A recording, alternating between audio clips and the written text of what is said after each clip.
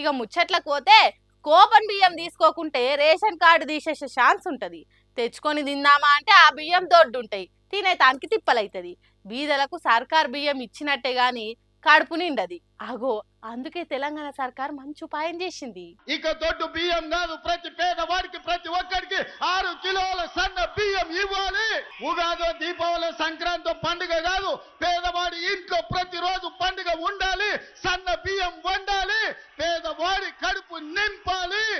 ఆ బాధ్యత మేము తీసుకోవాలి. సోనియమ్మ నాయకత్వంలో ఆలోచన చేసినాం. ఇన్నరా ఇప్పటి నుంచి బీద సాదలు కూపన్ బియ్యాన్ని కళ్ళకు అద్దుకొని వండుకోవాలని సన్న బియ్యం పథకం షురూ చేసింది సర్కారు.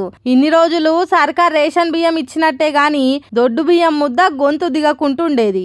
ఇక పేదోళ్లకు న్యాయం జరుగుతలేదు, అటు సర్కార్కు భారం పెరుగుతున్నది. ఎందుకు ఇట్లా అవుతున్నది అని లోతుగా ఆలోచన చేస్తే అదే విధంగా ఈ రోజు రేషన్ షాపుల్లో దొడ్డు బియ్యం పోతే ఉచితంగా ప్రతి మనిషికి రాష్ట్రంలో 3 కోట్ల మందికి ప్రభుత్వం ఉచిత బియ్యం ఇస్తే ఆ బియ్యం 10 రూపాయలకు మళ్ళా మిల్లర్లే కొంటుండ్రు.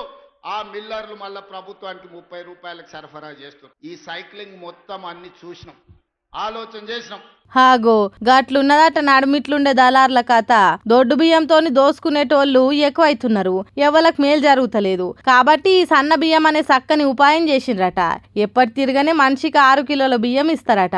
అయ్యో మాకు రేషన్ కార్డు లేదు, ఎట్లా, మొన్ననే కొత్త కార్డులు ఇస్తానన్నది కదా, మా పరిస్థితి ఎట్లా అనుకునేటోళ్ళు ఏం బాధపడాల్సిన పని లేదట.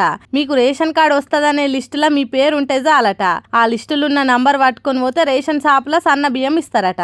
కాబట్టి పబ్లిక్ సర్కార్ ఇచ్చే సన్న బియ్యం మంచిగా తిని ఆరోగ్యంగా ఉండుండ్రి. ఏమంటున్నాం?